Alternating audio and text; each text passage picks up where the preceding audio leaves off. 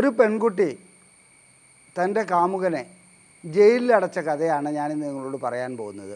അതായത് അവളുടെ ലൈംഗിക ആവശ്യം പൂർത്തീകരിച്ചു കൊടുക്കാത്തതിന് അവൾ കാട്ടിക്കൂട്ടിയ പ്രവൃത്തികളാണ്. നിയമപരമായി അത് വളരെയധികം പുരുഷനെ സംബന്ധിച്ചിടത്തോളം അല്ലെങ്കിൽ ആൺകുട്ടിയെ സംബന്ധിച്ചിടത്തോളം അവൻ തെറ്റുകാരനാണ്. എന്നിരുന്നാലും തെറ്റവനല്ല ചെയ്തത്, സ്ത്രീയാണ് ചെയ്തത്. അത് നമുക്കെല്ലാം ഒരു പെൺകുട്ടി തൻ്റെ കാമുകനെ ജയിലിലടച്ച കഥയാണ് ഞാനിന്ന് നിങ്ങളോട് പറയാൻ പോകുന്നത്.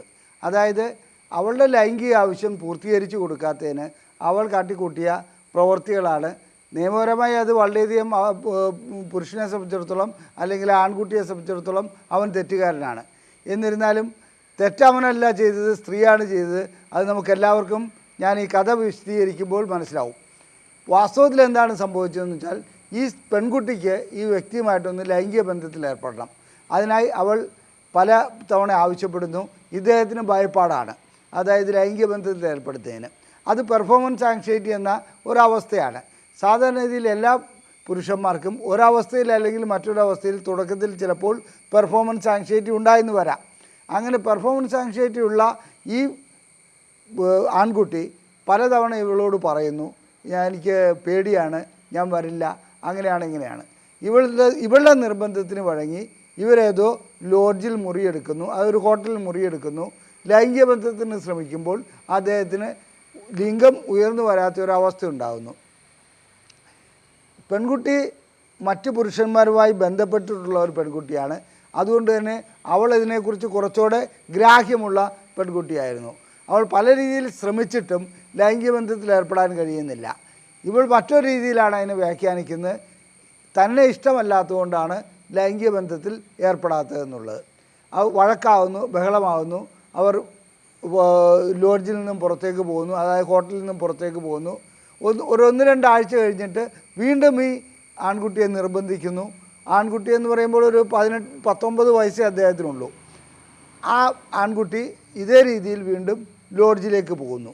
അതായത് അവിടെ വെച്ചും കാര്യം നടക്കാതായി കഴിഞ്ഞപ്പോൾ ഇവൾ ഇദ്ദേഹമായിട്ട് സ്ഥിരമായിട്ട് ലഹള ഉണ്ടാക്കുന്നു. അവസാനം ഇദ്ദേഹം പറയുന്നതൊന്നും അവൾ ചെവിക്കൊള്ളാനേ തയ്യാറാവുന്നില്ല. ഒരു സുപ്രഭാതത്തിൽ പെൺകുട്ടി എന്ത് ചെയ്യുന്നു വെച്ചാൽ മറ്റു കൂട്ടുകാരികളോട് പറയുന്നു. അവരെല്ലാവരും ഈ കാര്യത്തിൽ ഇവളെ എന്തൊക്കെ ഉപദേശിച്ചു കൊടുക്കുന്നു. ഇവൾ കൊണ്ടുപോയി ഒരു പോലീസ് കേസ് കൊടുക്കുന്നു, തന്നെ പീഡിപ്പിച്ചു എന്നുള്ള അർത്ഥത്തിൽ. വാസ്തവത്തിൽ വിവാഹ വാഗ്ദാനം നൽകി പീഡിപ്പിക്കുക എന്നുള്ളത് ബലാത്സംഗത്തിൻ്റെ ഗണത്തിലാണ് വരുന്നത്. അതാ നിയമം തന്നെ തെറ്റാണെന്നുള്ള അഭിപ്രായക്കാരനാണ് ഞാൻ. കാരണം ബലാത്സംഗത്തിൽ ബലം പ്രയോഗിക്കപ്പെടുമ്പോഴാണല്ലോ ബലമെന്ന് പറയേണ്ടത്. ഇവിടെ രണ്ടു കൂട്ടരെയും സമ്മതത്തോടുകൂടി ലൈംഗിക ബന്ധത്തിൽ ഏർപ്പെടുകയും കാര്യം സാധിക്കാതെ വരുമ്പോൾ അത് പീഡനമായി മാറുന്ന ഒരു അവസ്ഥയിലേക്ക് കൊണ്ടുവരികയാണ് ചെയ്യുന്നത്. പെൺകുട്ടി കേസ് കൊടുക്കുന്നതോടുകൂടി തെളിവുകൾ എല്ലാം ഈ ആൺകുട്ടിക്കെതിരായി മാറുന്നു. കാരണം അദ്ദേഹം ലോഡ്ജിൽ പോയതിന് റെക്കോർഡുണ്ട്, ഇവളൊപ്പം പോയതിന് ഐഡൻറ്റി കാർഡ് കൊടുത്തുകൊണ്ട്, അപ്പോൾ ഇവളെ നിർബന്ധിച്ച് ലൈംഗിക ബന്ധത്തിന് കൊണ്ടുപോയതാണ് എന്നുള്ളത് സാധൂകരിക്കപ്പെടുന്നു. പോലീസിനെ സംബന്ധിച്ചിടത്തോളം പെൺകുട്ടി കേസ് കൊടുത്തു കഴിഞ്ഞാൽ കേസ് എടുക്കുകയല്ലാതെ നിവൃത്തിയില്ല. കാരണം നിയമം ആ വഴിക്കാണ്. വാസ്തവത്തിലിവിടെ ഈ ആൺകുട്ടിയെ ബലാത്സംഗം ചെയ്യുവാൻ ഈ പെൺകുട്ടിയാണ് മുതിരുന്നത്. അദ്ദേഹത്തിന് താല്പര്യമില്ലെങ്കിൽ കൂടി അദ്ദേഹത്തെ ബലാത്സംഗം ചെയ്യുന്ന ഒരവസ്ഥയിലേക്കായിരുന്നു കാര്യങ്ങൾ പോയത്. കേസ് വരുന്നു, ഇദ്ദേഹത്തിനെ നിയമപരമായിട്ട് റിമാൻഡ് ചെയ്യുന്നു. അതായത് റിമാൻഡ് ചെയ്തിട്ട് കോടതിയിൽ ജാമ്യം ലഭിക്കാത്തൊരവസ്ഥയിലേക്ക് പോകുന്നു. 90 ദിവസത്തിനുള്ളിൽ കുറ്റപത്രം സമർപ്പിക്കാത്തത് കൊണ്ട് മാത്രം ഈ വ്യക്തിക്ക് ജാമ്യം കിട്ടുന്നു.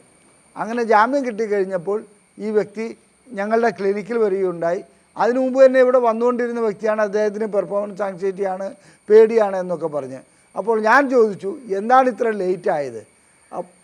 ഈ കഥ അദ്ദേഹം പറയുമ്പോഴാണ് നിയമത്തിൻ്റെ ഈ ഒരു ന്യൂനത, ഈ ഒരു പോരായ്മ എനിക്ക് തന്നെ മനസ്സിലാകുന്നത്. അതായത് ഒരു പെൺകുട്ടിക്ക് ലൈംഗികമായി ഒരു വ്യക്തിയോട് ബന്ധപ്പെടണമെന്ന് ആഗ്രഹമുണ്ട്. ആ ബന്ധപ്പെടൽ നടക്കാതിരിക്കുമ്പോൾ പക ഉടലെടുക്കുന്നതോടുകൂടി അദ്ദേഹത്തെ ശത്രുവായി കാണുന്നു. പിന്നെ നിയമങ്ങളെല്ലാം അവൾക്ക് അനുകൂലമാണ്. ലോഡ്ജിൽ മുറിയെടുത്തതും ഹോട്ടലിൽ മുറിയെടുത്തതും ഇദ്ദേഹത്തിൻ്റെയും അവളുടെയും പേരിലാണ്. ഇദ്ദേഹം വിളിച്ചുകൊണ്ടാണ് പോയതെന്ന് പറഞ്ഞാൽ അവളാണോ ഇവനാണോ വിളിച്ചുകൊണ്ട് പോയതെന്നതിന് പോലീസുകാർ ഒരു കാരണവശാലും ചോദിക്കാൻ പോലുള്ള. നീയല്ലേ ആദ്യം വിളിച്ചുകൊണ്ട് പോയത് ഇവനെ, അതിന് ന്യായീകരണമില്ല. അവിടെ ഒരിക്കലും അത്തരം ചോദ്യങ്ങളുണ്ടാകുകയില്ല. അവസാനം ഈ ഹതഭാഗ്യൻ 90 ദിവസത്തോളം ജയിലിൽ കിടക്കേണ്ടി വന്നു എന്നുള്ളതാണ് ഏറ്റവും ദുഃഖകരമായ അവസ്ഥ. ഏതെങ്കിലും ഒരു പെൺകുട്ടി തന്നെ പീഡിപ്പിക്കാൻ ശ്രമിച്ചു എന്ന്, ഒരു പുരുഷൻ്റെ പേരും പറഞ്ഞ് തന്നെ പീഡിപ്പിക്കാൻ ശ്രമിച്ചു എന്ന് പറഞ്ഞ് ഒരു കേസ് കൊടുക്കുകയാണെന്നിരിക്കട്ടെ. ഇത്തരം കേസിൽ സാധാരണഗതിയിൽ ആ ആൺകുട്ടി അല്ലെങ്കിൽ ആ പുരുഷൻ അകത്ത് പോവുക തന്നെ ചെയ്യും. നിയമപരമായിട്ട് നിരപരാധി ഒരിക്കലും അതിന് 1000 കുറ്റവാളികൾ രക്ഷപ്പെട്ടാലും ഒരു നിരപരാധി ശിക്ഷിക്കപ്പെടരുതെന്നൊക്കെ നമുക്ക് പറയാൻ എളുപ്പമാണ്. അങ്ങനെയാണ് നമ്മുടെ നിയമവ്യവസ്ഥ എന്നൊക്കെ പറയും. ജയിലിൽ കിടക്കുന്നത് ശിക്ഷയാണെങ്കിൽ എൻ്റെ അഭിപ്രായത്തിൽ 1000 കുറ്റവാളികൾ ശിക്ഷിക്കപ്പെടുന്നതിന് മുമ്പ് 1000 നിരപരാധികൾ ഇവിടെ ജയിലിൽ കിടക്കുന്ന ഒരു അവസ്ഥയാണ് കാണുന്നത്. ഈ ലൈംഗിക കാര്യങ്ങളിൽ ഒരു പെൺകുട്ടി ആവശ്യപ്പെടുന്നു ലൈംഗിക ബന്ധത്തിൽ ഏർപ്പെടാൻ. ഇദ്ദേഹം ലൈംഗിക ബന്ധത്തിൽ ഏർപ്പെടുന്നതിന് വേണ്ടി പെൺകുട്ടിയുടെ ആവശ്യത്തിനനുസരിച്ച് പോകുന്നു. ആ ആവശ്യം ഇവിടെ തെളിയിക്കപ്പെടാൻ ഒരിക്കലും കഴിയില്ല. ആ സമയത്ത് ലോഡ്ജിൽ മുറിയെടുത്തുകൊണ്ട് മാത്രം അദ്ദേഹം ജയിലിനകത്താവുന്നു. നമുക്കൊരു കാര്യം ഒന്ന് ചിന്തിച്ചു നോക്കാം. ലൈംഗിക താല്പര്യം പുരുഷനെ പോലെ തന്നെ സ്ത്രീകൾക്കുമുണ്ട്. അല്ലാണ്ട് സ്ത്രീകൾ വേറൊരു രീതിയിൽ സൃഷ്ടിക്കപ്പെട്ടിട്ടുള്ളതൊന്നുമല്ല. അവർ ലൈംഗിക താല്പര്യം കൊണ്ടുപോകാൻ നമ്മുടെ സാമൂഹിക അച്ചടക്കങ്ങൾ ഉണ്ടായിരുന്ന ആ പഴയ ഒരു കാലഘട്ടത്തിൽ നിന്ന് മാറി ഇപ്പോൾ അതിനൊക്കെ കുറച്ചുകൂടെ മാറ്റങ്ങൾ വന്നിരിക്കുന്നു. ഏത് രീതിയിലും ലൈംഗിക ബന്ധത്തിൽ ഏർപ്പെടാം, എത്ര പാർട്ട്ണർമാരുമാകാം. അവർ അരാജകത്വം എന്ന് പറയാൻ കഴിയില്ലെങ്കിൽ കൂടി ആ രീതിയിലുള്ള ഒരു സെക്ഷൽ റെവല്യൂഷൻ ഇപ്പോൾ നടന്നുകൊണ്ടിരിക്കുകയാണ്. ഇതിൻ്റെ അനന്തരഫലം എന്താണെന്ന് വെച്ചാൽ ഈ ഒരു ലിവിങ് ടുഗദർ പോലെയുള്ള കുറേ സമ്പ്രദായങ്ങൾ നിലവിൽ വരുന്നു. ലിവിങ് ടുഗദർ പോലെയുള്ള സമ്പ്രദായങ്ങൾ നിലവിൽ വരുന്നു. എപ്പോഴെങ്കിലും ഇതിനൊരു മാറ്റം വരുമ്പോൾ ഇവർ തമ്മിലുള്ള ഒരു സാധാരണ കുടുംബത്തിൽ കലഹമുണ്ടാകുമല്ലോ, അതേപോലെ ഒരു കലഹമുണ്ടാകുമ്പോൾ ഇവർ വേർപിരിയുമ്പോൾ അതാ എന്നെ ബലാത്സംഗം ചെയ്തു, എന്നെ 4 വർഷം പീഡിപ്പിച്ചു എന്ന് പറഞ്ഞൊരു കേസ് കൊടുക്കുകയാണെങ്കിൽ വാസ്തവത്തിൽ അത്തരം കേസുകൾ പോലീസ് അല്ലെങ്കിൽ നിയമ സംവിധാനം കണക്കിലെടുക്കേണ്ട കാര്യമുണ്ടോ? അതിന് ഈ ഹതഭാഗ്യനെ പിടിച്ച് ജയിലിനകത്തേക്ക് അയക്കേണ്ട കാര്യമുണ്ടോ? ഇതാണ് ഇവിടുത്തെ പ്രധാന ചോദ്യം. സത്യം പറയട്ടെ, ഇങ്ങനെയുള്ള കേസുകളിൽ പോലും ഈ വ്യക്തികൾ ജയിലിനകത്തേക്ക് പോകേണ്ട ഗതികേടാണ് ഉണ്ടാകുന്നത്. അതുപോലെ തന്നെ ചില കാര്യസാധ്യങ്ങൾക്ക് വേണ്ടി ഇപ്പോൾ പല ഈ ഹേമ കമ്മിറ്റി റിപ്പോർട്ടൊക്കെ വരുമ്പോൾ ഒട്ടനവധി കാര്യങ്ങൾ ശരിയാണ്. എന്നിരുന്നാലും ചില കാര്യങ്ങളിൽ ഞാൻ പറയാം, കാര്യസാധ്യത്തിന് വേണ്ടി ചില സ്ത്രീകൾ ലൈംഗിക ബന്ധത്തിൽ ഏർപ്പെടാൻ സമ്മതിക്കുകയും ആ കാര്യം നടക്കാതാകുമ്പോൾ അവരത് ബലാത്സംഗമായി ചിത്രീകരിക്കുകയും കേസ് കൊടുക്കുകയും ചെയ്യാറുണ്ട്. ഇതിനൊക്കെ എങ്ങനെയാണ് നമുക്ക് ബലാത്സംഗമെന്ന് പറയുന്നത്? യഥാർത്ഥ ബലാത്സംഗത്തെ നാണം കെടുത്തുന്ന ഒരു പദാവലിയാണിത്. അതായത് കൂടെ താമസിക്കുന്നു, കാര്യസാധ്യത്തിന് വേണ്ടി ലൈംഗിക ബന്ധത്തിൽ ഏർപ്പെടുന്നു, വീണ്ടും വീണ്ടും ലൈംഗിക ബന്ധത്തിൽ ഏർപ്പെടുന്നു, അത് ബലാത്സംഗമായി ചിത്രീകരിച്ചുകൊണ്ട് അല്ലെങ്കിൽ വ്യാഖ്യാനിച്ചുകൊണ്ട് പോലീസിൽ കൊണ്ടുപോയി കേസ് കൊടുക്കുന്നു. പോലീസ് കേസെടുക്കുന്നു, ആൺകുട്ടിയെ മാത്രം പിടിച്ചകത്തേക്ക് ഇടുന്നു, അല്ലെങ്കിൽ പുരുഷനെ മാത്രം പിടിച്ചകത്തേക്ക് ഇടുന്നു. ഈ പെൺകുട്ടി കൂട്ടുത്തരവാദിത്തമുള്ള പ്രതിയല്ലേ? അത് നമ്മൾ കണക്കിലെടുക്കുന്നില്ല. കാരണം പെൺകുട്ടികൾ അല്ലെങ്കിൽ സ്ത്രീകളെന്ന് പറഞ്ഞാൽ അവർ പറയുന്നത് ശരി, അവരൊരു എന്നാണ് വെച്ചിട്ടുണ്ടെങ്കിൽ അവരെ സംബന്ധിച്ചിടത്തോളം അവർക്കൊരു മുൻഗണന നൽകുന്നു. ഈ സ്ത്രീ സമത്വം എന്നൊക്കെ പറയുന്നതിന് തന്നെ നേരെ ഘടകവിരുദ്ധമായ ഒന്നാണ് ഈ മുൻഗണന. വാസ്തവത്തിൽ ക്രിമിനൽ ആക്ട് പശ്ചാത്തലമുള്ള സ്ത്രീകൾ വളരെയധികമുണ്ട്. ഞാൻ പറയാം, ഹണി ട്രാപ്പിൽ പെടുന്ന സ്ത്രീകൾ ക്രിമിനൽ പശ്ചാത്തലമുള്ളവരല്ലേ? അവർ ഒരു പുരുഷനെ കൊണ്ടുപോയിട്ട് ലോഡ്ജിൽ വെച്ചിട്ട് ഇവിടെ ഈയിടെ ഉണ്ടായി എരഞ്ഞിപ്പാലത്തോ മറ്റോ ഒരു ഹോട്ടൽ ഉടമയെ തലയ്ക്കടിച്ചു കൊല്ലുന്നു. അതായത് ആ രീതിയിലുള്ള ഹണി ട്രാപ്പിൽ പെടുത്തി പണം ലഭിക്കാതെ വരുമ്പോൾ ഇത്തരം പ്രവർത്തികളിൽ ഏർപ്പെടുന്ന എത്രയോ സ്ത്രീകളുണ്ട്. അതുമാത്രമല്ല, ഹണി ട്രാപ്പിൽ പെടുത്തി പണം തട്ടിയെടുക്കുന്ന ഒട്ടനവധി കേസുകൾ നമുക്ക് ഇടയ്ക്കിടയ്ക്ക് കേൾക്കുവാൻ കഴിയും. അങ്ങനെ പണം പോകുന്നവർ അവരുടെ മാനം ഭയന്നിട്ട് പുറത്ത് പറയുന്നില്ല. ഗതികെടുപ്പോൾ മാത്രമാണ് ഇവർ പുറത്തേക്ക് പറയുന്നത്. അതുകൊണ്ട് സ്ത്രീകളെല്ലാവരും അതായത് ഈ ലൈംഗിക കാര്യങ്ങളിൽ ഒരു കുറ്റവും ചെയ്യാത്ത അല്ലെങ്കിൽ ഒരു ദുഷ്കർമ്മവും ചെയ്യാത്തവരെന്നുള്ള ധാരണയിലേക്ക് പോകരുത്. നമ്മുടെ കൂടത്തായി ജോളി മുതൽ മറ്റേ കന്യാകുമാരിയിലുള്ള ഗ്രീഷ്മയും ഇവരും ഒക്കെ സ്ത്രീകൾ തന്നെയാണ്. തെറ്റ് ചെയ്യുന്ന കാര്യത്തിൽ പുരുഷനെ പോലെ തന്നെ, കുറ്റം ചെയ്യുന്ന കാര്യത്തിൽ പുരുഷനെ പോലെ തന്നെ സ്ത്രീകൾക്കും അതിൻ്റേതായ പങ്കുണ്ട്. ലൈംഗിക കാര്യങ്ങളിൽ സ്ത്രീകൾ ഒരിക്കലും കുറ്റം ചെയ്യുകയില്ല, അങ്ങനെയുള്ളൊരു ധാരണ വെച്ച് പുലർത്തുന്നുണ്ട്. മാത്രമല്ല, ഏതെങ്കിലും ഒരു സ്ത്രീ തന്നെ ബലാത്സംഗം ചെയ്തു എന്നുള്ള പരാതിയുമായി ചെല്ലുകയാണെങ്കിൽ അത് ഒരിക്കലും ഒരു സ്ത്രീ അങ്ങനെ പറയുകയില്ല, അത് ബലാത്സംഗം ചെയ്യാതെ അങ്ങനെ പറയുകയില്ല എന്നൊക്കെയുള്ള ഒരു ധാരണ നിയമവൃത്തങ്ങളിൽ കാണാറുണ്ട്. ഇതും തെറ്റാണ്. കാര്യസാധ്യത്തിന് വേണ്ടി തന്നെ ബലാത്സംഗം ചെയ്തുവെന്നും പീഡിപ്പിച്ചുവെന്നും മറ്റും പറയുന്ന ഒട്ടനവധി സ്ത്രീകളുണ്ട്. അപ്പോൾ നമ്മുടെ നിയമം ശരിക്കും പറഞ്ഞാൽ ഒന്ന് പൊളിച്ചെഴുതേണ്ട ആവശ്യമുണ്ട്. അത് നിയമവിദഗ്ധരാണ് തീരുമാനിക്കേണ്ടത്. എന്നിരുന്നാലും ഞാൻ ഈ കഥഭാഗിൻ്റെ അവസ്ഥയിലേക്ക് തിരിച്ചു വരാം. വീണ്ടും ഞാൻ അദ്ദേഹത്തിന് പെർഫോമൻസ് ആങ്സൈറ്റി എന്ന ലെവലിലേക്ക് ചികിത്സിക്കുന്നതിന് മുമ്പ് ഞാൻ അദ്ദേഹത്തോട് പറഞ്ഞു, ഏതായാലും മോൻ ഇത്രയും ഒരു തിക്താനുഭവത്തിൽ കൂടി കടന്നു വന്നിരിക്കുകയാണ്. ഇനി എന്താണ് മോൻ്റെ ജീവിതത്തിൻ്റെ പ്ലാൻ?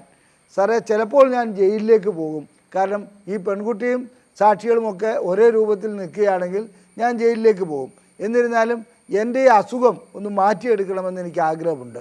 അങ്ങനെ ഈ വ്യക്തി പറഞ്ഞപ്പോൾ ഞാൻ അതിൻ്റെതായ കോഗ്നിറ്റീവ് ബിഹേവിയർ തെറാപ്പി ആ രീതിയിലുള്ള മറ്റ് കാര്യങ്ങളിലേക്കൊക്കെ വന്ന് അദ്ദേഹം ഇപ്പോൾ ചികിത്സയിലാണ്.